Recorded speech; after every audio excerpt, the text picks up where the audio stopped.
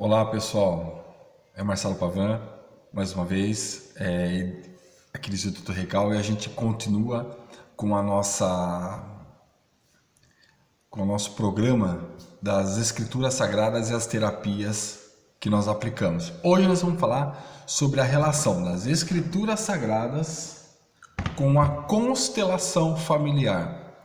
Bom, muitas pessoas me perguntam, o campo morfogenético, ele funciona hoje, nós já sabemos que nós não herdamos nos nossos pais somente a parte biológica, dos nossos pais, dos nossos antepassados. Nós herdamos também a informação. Então, se nós estamos propícios a expor e a trabalhar essa informação, elas vêm para nós, a gente acaba vivendo um destino que na verdade não é o nosso. Tá? E onde isso está escrito na Bíblia? Muitas pessoas me perguntam, Bert Hellinger fez isso, ele comprovou cientificamente por observações, isso já é uma comprovação científica, mas onde realmente isso já está nas Escrituras Sagradas? Simples. Se nós olharmos Êxodo, capítulo 20, versículo 5, eu vou ler para vocês.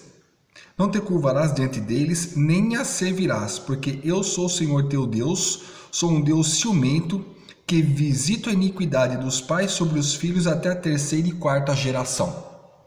Ok, como é que ele visita, como é que ele chega fazendo com que a terceira e a quarta geração pague pela iniquidade dos pais e dos filhos? Isso vem via o campo morfogenético, vem via genética. E quando nós entendemos isso que está acontecendo dentro de um processo de constelação, fica mais fácil parar esse processo, e quando a gente faz uma cura na constelação, a gente cura não somente a nós curamos as gerações futuras e as gerações passadas agradecem. Por isso, o tamanho da importância de um processo muito bem feito de constelação familiar. Aqui no Instituto Recal, nós fazemos tanto constelações familiares, pessoal, em grupo, com bonecos. Eu gosto de fazer em grupo por causa da energia, tá? Como também formação de constelação familiar, ok?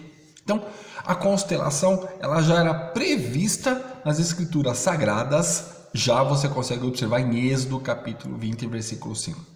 Existem as outras leis da constelação, vamos falar um pouco sobre a lei da hierarquia. Que hierarquia? Quem vem primeiro tem prioridade sobre quem vem depois. Isso entre pais e filhos, e entre filhos que nascem primeiro, chamado primogenitude. Aí você fala assim, bom, essa questão da primogenitude, da importância da ordem da primogenitude, já estava também descritas nas Escrituras Sagradas, esta lei da constelação? Sim, estava. A gente vai procurar isso em Deuteronômio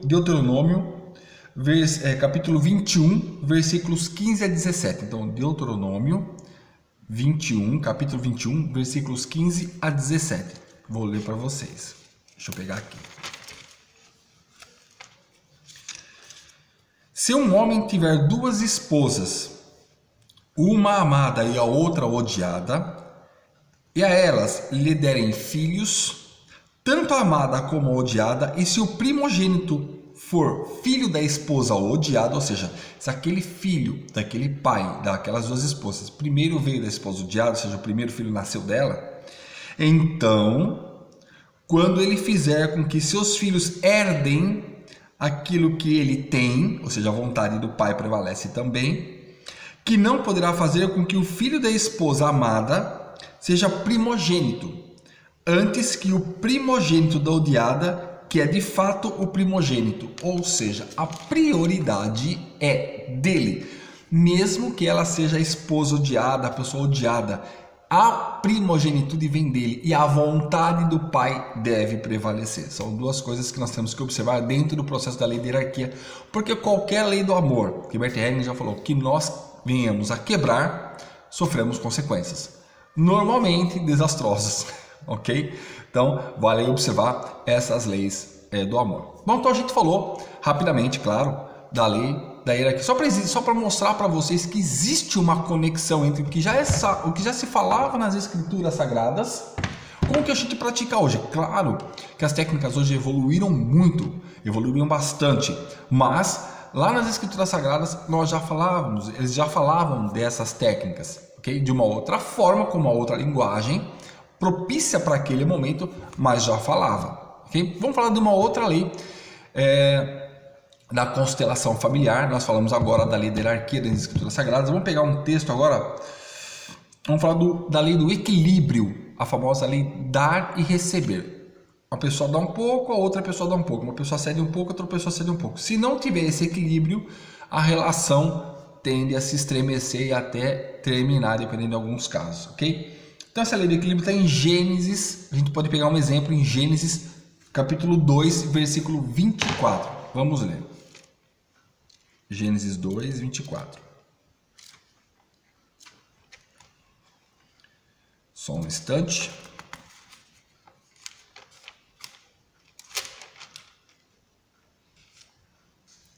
Por isso, o homem deixará seu pai e a sua mãe e se apegará à sua mulher, e eles serão uma só carne.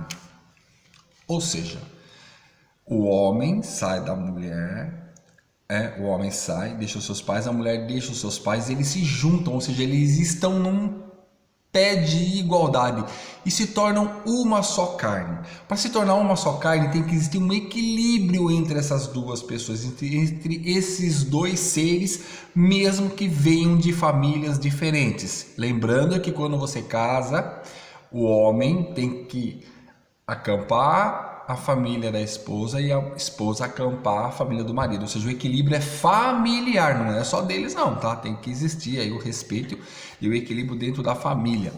Mas essa questão de uma só carne vem dar o sentido do equilíbrio. Existem outros, tá? Mas aqui só para vocês entenderem o sentido do equilíbrio de Deus, já ordena que ele se torne um, né? A gente só pode se tornar um se a gente tiver no mesmo patamar. Então, manter o equilíbrio nas relações é muito importante para que a gente continue se tornando um, ok? Então, fica aí a questão da lei do equilíbrio, ou a famosa lei que antigamente se falava em dar e receber, ok? Bom, agora nós vamos para a lei do pertencimento. Todos têm o direito de pertencer.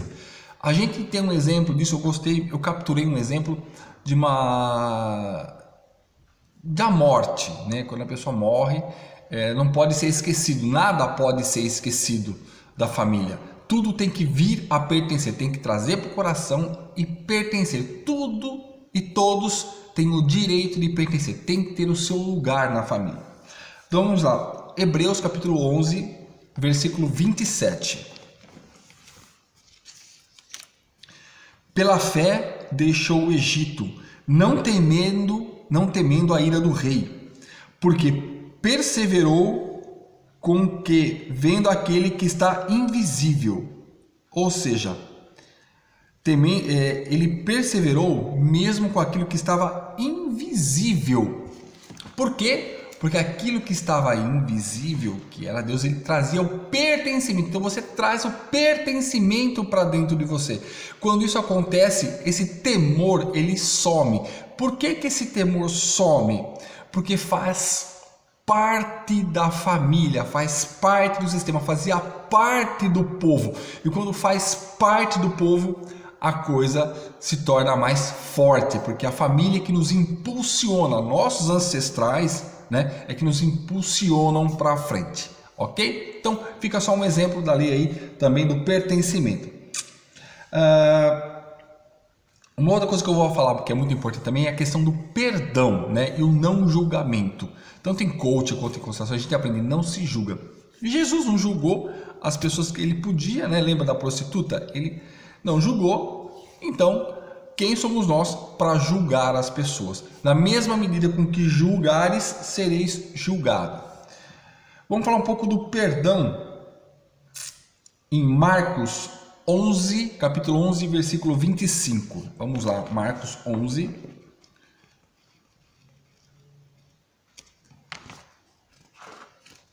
Versículo 25.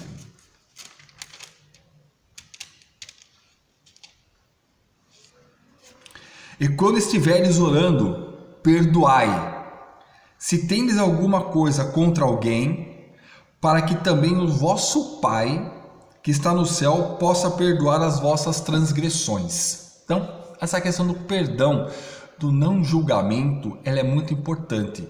Na mesma medida com que você não perdoa, da mesma medida com qual você julga, isso vai acontecer com você.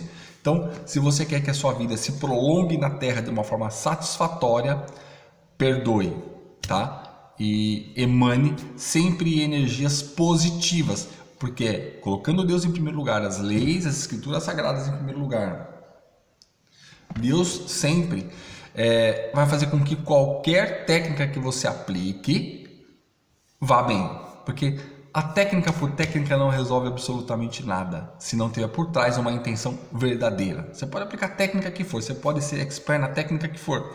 Se você não tiver uma intenção verdadeira, fatalmente ela vai ser falha. Pode até funcionar por um tempo, mas ela vai ser falha porque ela não vai ser duradoura, ok? Então, ficou aí a nossa informação sobre a constelação familiar e a sua conexão com as escrituras sagradas. Claro que aqui eu dei somente alguns exemplos, tá?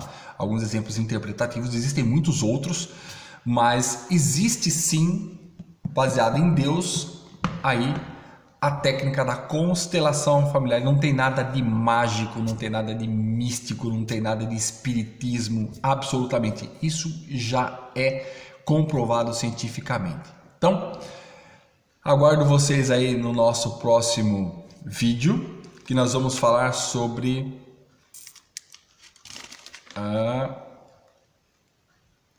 a importância das metáforas e da andragogia com Jesus, ok? Então, se você gostou dessa nossa aí da constelação, dá um like aqui, compartilha, qualquer dúvida pode entrar em contato comigo que eu vou ter o maior prazer em responder. Um grande abraço e olha, até o nosso próximo vídeo.